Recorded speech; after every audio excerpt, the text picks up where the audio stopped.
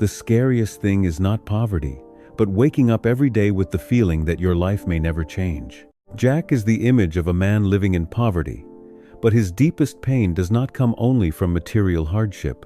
It comes from the crushing sense of being trapped, day after day. At 32 years old, he works as a night security guard at a textile warehouse, starting at 8 p.m. and finishing at 6 a.m.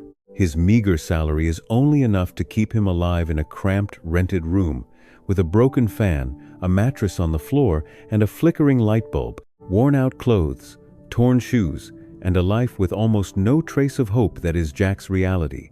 Every morning, as he walks home, he catches glimpses through other people's windows. Families having breakfast, children getting ready for school, men dressed neatly as they step out to begin a new day. But Jack's life moves in the opposite direction. He returns home exhausted, collapsing into sleep while the rest of the world seems to be moving forward. Every week, his mother would call. Her voice grew weaker over time. "Thomas, my son, when will your life get better?" He would pause for a few seconds, then force a smile. "Soon, Mom. I'm trying." But after the call ended, that smile faded away. He had tried to find a better job. He had wanted to learn new skills. But the exhaustion from endless nights had drained him of the strength to keep going. That was what tormented Jack the most. He knew he was not lazy. He was simply working hard inside a life that offered no way out. The real turning point came on a cold morning in November. Just after finishing his shift, Jack received an urgent call from his younger sister. Her trembling voice told him that their mother had fainted and was now in the hospital back in their hometown. The news tightened his chest instantly. Without hesitation, he caught the first bus home, carrying with him a mix of fear and helplessness. When he saw his mother lying weakly on the hospital bed, the pain deepened. The doctor explained that she needed proper rest, better nutrition, and medication, but his family simply couldn't afford it. In that moment, Jack felt like a failure, not because he was lazy, but because he had spent too long trapped in a life with no way out. Holding his hand, his mother whispered softly, "Jack, I don't have much time left. Please don't keep living like this. Find a way to change your life. Promise me." Choking with emotion, Jack gripped her hand tightly and replied, "I promise, Mom, I won't let my life pass by meaninglessly anymore."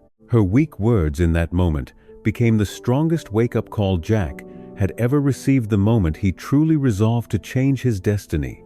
On the bus ride back to the city after leaving the hospital, Jack was still lost in thought, replaying his mother's words over and over in his mind. That was when he noticed a middle-aged man sitting across from him, neatly dressed, calm in demeanor, and deeply absorbed in a book. What surprised Jack most was that it was only a little past 6 a.m. Gathering his courage, Jack spoke up. "Sir, why are you out so early? Someone successful like you probably doesn't need to rush around like this." The man smiled and replied, "I wake up at 4:30 every day. The morning is the most valuable time for thinking and building your life." Jack looked at him in surprise. "But I work night shifts. I'm exhausted. I don't have time." The man looked straight at him and said, "It's not that you don't have time, it's that you're using your time the wrong way. You sleep when opportunity appears, and you stay awake when everything has already passed." Those words struck Jack deeply. The man then introduced himself. "My name is Peter." He pulled out a business card and handed it to Jack. "If you truly want to change your life, come find me. I'll show you how to use the morning to create your future. But remember, only those who are truly serious make it to the end." Jack held the card in his hand, his heart filling with hope. And maybe this is also your moment. If you are feeling stuck like Jack, the real question is not whether change is possible, but whether you are ready to begin. The very next day, Jack did something he had never dared to do before he took the initiative to contact Peter. At exactly 11 a.m., after trying to adjust his sleep as advised, Jack met Peter at a small, quiet cafe. Peter's eyes showed a hint of satisfaction when he saw Jack arrive on time. "You've already started to change," Peter said. "Most people listen and forget, but you took action." Jack sat down, still a bit nervous. "I truly want to change, but I don't know where to start." Peter took out a notebook, drew a simple house, and said, Your life is like a house that's falling apart. The reason is, you've never built a foundation. You've only been trying to get through each day. He pointed to the foundation and continued, the time from 5 a.m. to 7 a.m. is that foundation. If you use it right, your life will change. Jack listened intently as Peter laid out a clear plan. 5 a.m. to 6 a.m. Learn skills that can increase your income. Excel, accounting, foreign languages. 6 a.m. to 7 a.m. Train your body and develop your mind. Exercise, reading, planning. Peter looked straight at Jack and said firmly, no exceptions. You must wake up at 5 a.m. every day, even on weekends. Go to bed before 9 p.m. The first 3 weeks will be very hard, but after 90 days, your life will be different. Jack clenched his fists, realizing this wasn't just advice, it was a path. And this time, he decided he would see it through to the end. The first few days were a real challenge for Jack. When the alarm went off at 5 a.m., his body pushed back hard after exhausting night shifts. His eyes felt heavy, his head was spinning, and a flood of excuses filled his mind. Just sleep a little longer, I'll start tomorrow. But then the image of his mother lying in the hospital bed and the promise he made to himself forced him up. There was no other choice. Jack began changing his life, one small step at a time. Every morning from 5 a.m. to 6 a.m., he sat in front of his old phone, patiently learning Excel and basic accounting. At first, everything was confusing.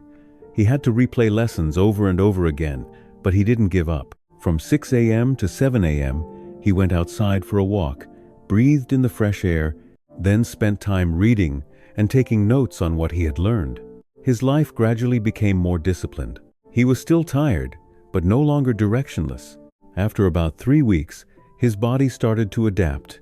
Waking up didn't feel as exhausting anymore some days.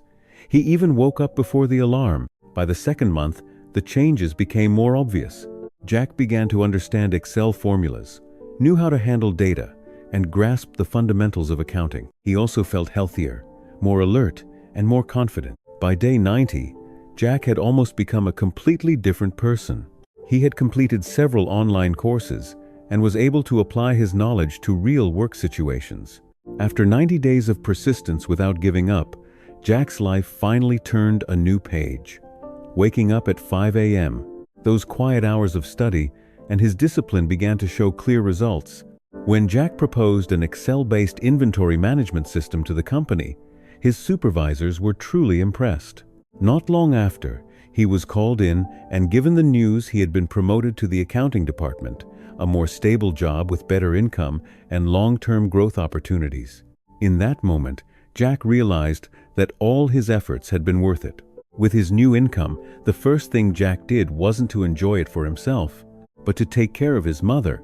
He brought her to the city, giving her better living conditions, proper medical care, and a life free from constant worries. Seeing his mother regain her health filled Jack with a kind of happiness he had never experienced before. One morning, Jack went back to the familiar cafe to meet Peter again. With emotion in his voice, he said, "Thank you for helping me change my life." Peter simply smiled and replied, "I only showed you the way, you were the one who followed it through." From that moment on, Jack understood that success is not a miracle, but the result of small habits repeated every single day. If you found this story meaningful, comment 9.